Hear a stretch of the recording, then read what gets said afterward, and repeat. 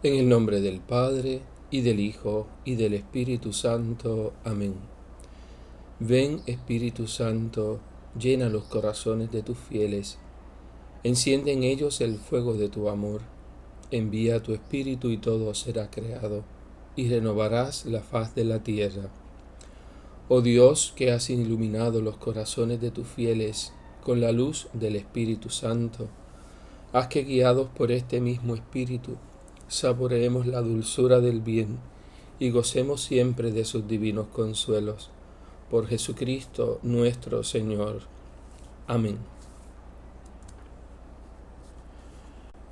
Continuamos en esta lectura del Apocalipsis y en esta ocasión cambiamos de escenario.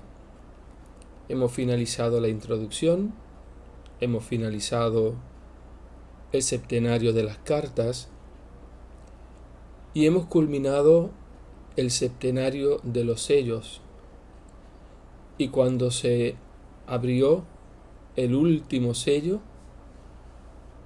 comenzaron a sonar las trompetas. Luego vendrán las copas y finalmente visiones y epílogo. Quiero disculparme, mi voz hoy no está en sus mejores momentos, así que disculpen por eso. El tema fundamental de las trompetas es el anuncio de una próxima intervención de Dios. Habrán visto cómo en las cartas se le comunicaba a los hombres, a los cristianos, cómo vivir en la iglesia. En los sellos, cómo deben vivir los hombres en el mundo. Pero viviendo en ese mundo, se dan una serie de intervenciones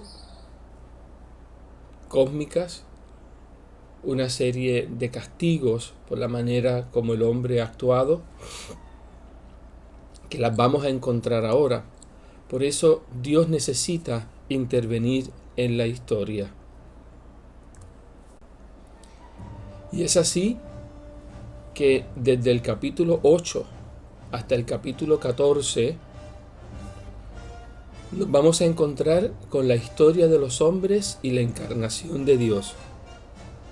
Hago la advertencia de que este tercer septenario es el septenario más extenso de todo el Apocalipsis.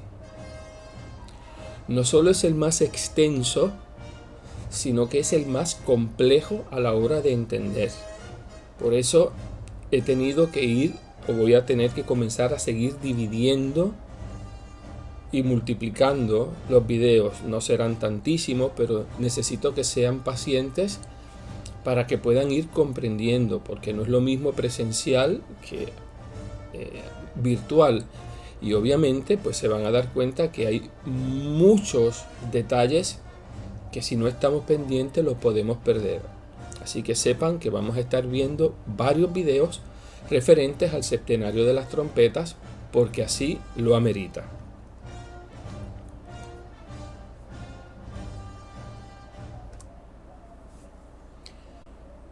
Cuando el Cordero abrió el séptimo sello, se hizo en el cielo como una media hora. El silencio es la actitud más razonable y más religiosa del hombre que está a la escucha del Dios que habla. El silencio es la expectativa simultáneamente respetuosa y temerosa. Es el momento de la oración intensa, es el momento de la oración meditativa. Este silencio nos presenta, nos pone, nos ubica ante una expectativa de una venida y un temor religioso ante el Apocalipsis. Dios va a intervenir. La apertura de este último sello nos coloca ante la realidad del juicio. Nos coloca ante una nueva serie de 7 plagas. El juicio no va a suceder inmediatamente, sino que nos presenta ahora unas plagas previas a lo que sucederá. Van a ir introducidas cada una por un toque de trompeta. Esta nueva serie señala la repetición con caracteres trágicos de las primeras 7, aquellas que ya hemos visto. Pero antes sobreviene en el cielo por espacio de media hora una especie de silencio. Todo se ha callado. Todo ha quedado tranquilo en esa visión que está teniendo Juan. Cesan los himnos de alabanza, cesan las gratitudes. Mientras tanto, son llevados hasta la presencia de Dios las oraciones de los santos de la tierra.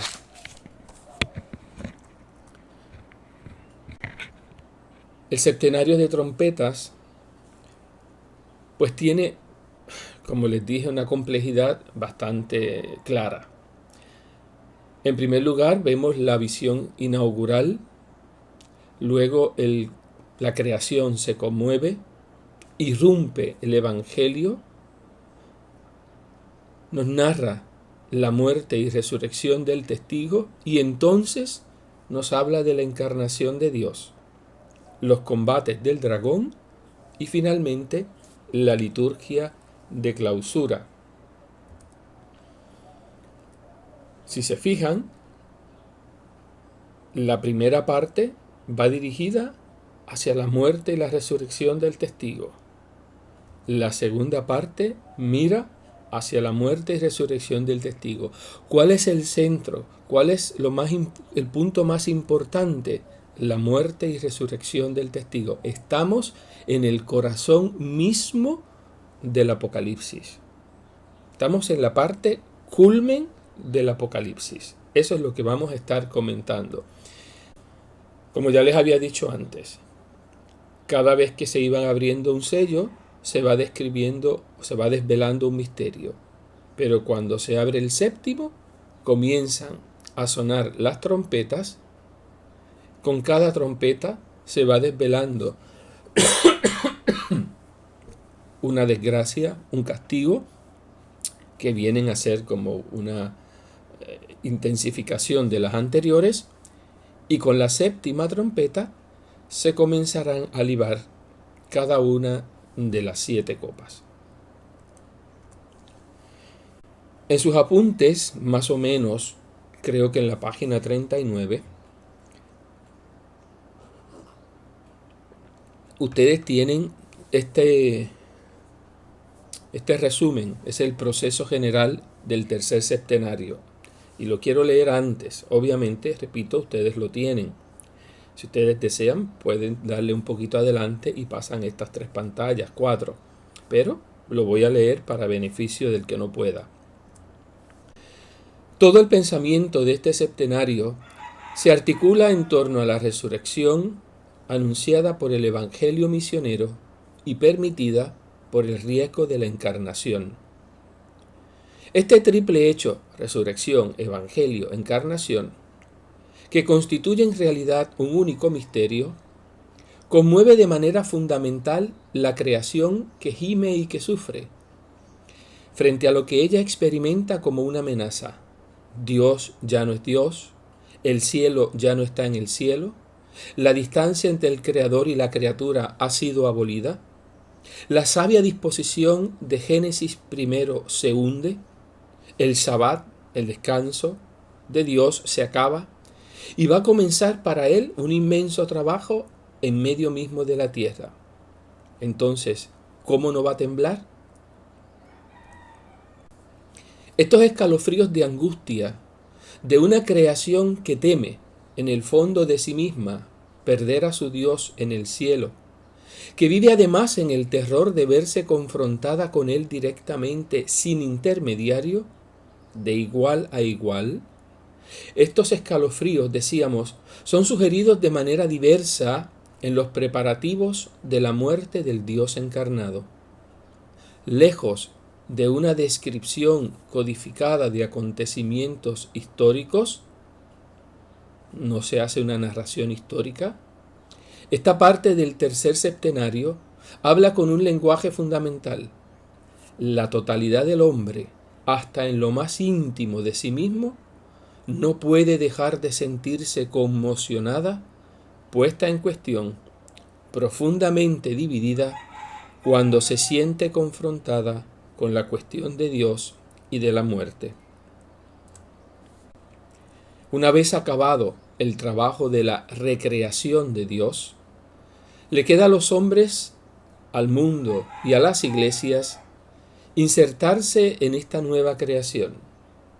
Pero el tiempo que sigue al de Jesús de Nazaret no es un tiempo confortable, el de las distintas solicitaciones y el de los combates necesarios contra aquellos que se erigen como rivales del resucitado. Ásperas luchas, en verdad, las que le esperan a los cristianos, son comparables en vigor al pánico de la creación. Pero ¿cómo extrañarse de que sea así? La salvación del mundo es anunciada por 7 trompetas, que no suenan nunca más que para la entronización de un nuevo rey o para la provocación y la convocación al combate. En esta segunda vertiente del septenario, resulta sin duda más fácil, aunque esto es relativo, decir el eco de las situaciones históricas contemporáneas al Apocalipsis. El lenguaje de este libro, por su misma imaginería, quiere ser universal. Expresa un mensaje para toda la Iglesia y para toda la tierra en cualquier momento de su historia. Así comprendido, no es un lenguaje histórico, no hay un relato histórico, no hay cronología en el Apocalipsis, en el sentido de la narración de acontecimientos que encierra este término, ni escatológico, al menos hasta el final del tercer septenario. Aquí más bien se trata de un discurso teológico y de una predicación. ¿Cómo no observar, por otra parte, la curiosa disposición del panel central que desarrolla al revés la encarnación, la resurrección y la asimilación del evangelio profético? Ciertamente el propósito no es historizante, no es hacer historia, es decir, un propósito descriptivo, en sentido cronológico. Repito, no hay cronología. El orden elegido es el orden de la predicación, que deduce la encarnación de la resurrección y no enseña esta más que a través de la ingestión del Evangelio, palabra de Dios y testimonio de Jesucristo. Y vemos entonces la estructura del libro que la hemos visto anteriormente, pero ahora con otro tipo de detalle. En primer lugar tenemos la introducción, luego las 4 primeras trompetas, la quinta trompeta con el primer ay de las langostas, la sexta trompeta con el segundo ay de la caballería, la introducción del librito, del pequeño libro, la muerte y la resurrección de los testigos, la séptima trompeta con su tercer ay y la encarnación de Dios, el dragón, la bestia del mar, la bestia de la tierra y finalmente la conclusión. Obviamente, recalco nuevamente, en el capítulo 11, el corazón del Apocalipsis. Y comenzamos entonces así con el capítulo 8. Ya nos vamos directamente a lo que son las oraciones de los santos, que las encontramos en el versículo 2. Vi entonces a los 7 ángeles que están en pie delante de Dios. Le fueron entregadas 7 trompetas. El séptimo sello, las 7 trompetas van a ser entregadas a 7 ángeles, que son los que van a ir sonando cada una de las trompetas. La pregunta es, ¿quiénes son estos 7 ángeles que están de pie delante de Dios? Pues la tradición ha reconocido en estos 7 ángeles a los ángeles de la presencia. En primer lugar, Gabriel, Uriel, Rafael, Raguel, Remiel, Miguel y Suriel. Estos 7 ángeles, en la tradición judeocristiana, pues eran conocidos, ¿verdad?, como los ángeles de la presencia o los arcángeles que están en la presencia de Dios. Nosotros solamente en el sentido de que lo hemos reconocido en las Sagradas Escrituras a estos 3: Gabriel, Miguel y Rafael. A Gabriel lo vemos en la Encarnación, a Rafael lo encontramos en el libro de Tobías, y Miguel, que de hecho va a aparecer aquí en el libro del Apocalipsis. Será el jefe, el encargado de la batalla de los que siguen al Cordero, del ejército del Cordero. Otro ángel vino y se puso junto al altar con un badil de oro. Se le dieron muchos perfumes para que con las oraciones de todos los santos los ofreciera sobre el altar de oro colocado delante del trono. Tenemos aquí entonces, aparece otro ángel que está de pie, está ante el altar de Dios. Estas oraciones llegan ante todo al altar del cielo, donde con el perfume del incienso se ven purificadas de toda imperfección y convertidas en ofrenda agradable a Dios. La oración humana siempre está viciada de egoísmo, intereses terrenos. Son muchas las cosas que están envueltas, ¿verdad?, en esa oración. Por eso dice, ahora las oraciones serán ofrecidas. Y esto nos da la seguridad, le da la seguridad a aquellos que están siendo perseguidos de que sus oraciones llegan al cielo. Hay una serie de elementos importantes que tenemos que tomar en consideración aquí. En primer lugar, los 7 sellos. Se ha abierto el libro, queremos conocer el fin de la historia. Ahora tenemos las trompetas que definen los momentos de una lucha no marcial. Los soldados en esta batalla no van a matar, sino que están dispuestos a morir. La actitud es totalmente distinta. Y finalmente el altar, que el ángel liturgo, desde donde el ángel va a llevar las oraciones de los santos. Y continúa en el versículo 4. Y por mano del ángel subió delante de Dios el humo de los perfumes de las oraciones de los santos.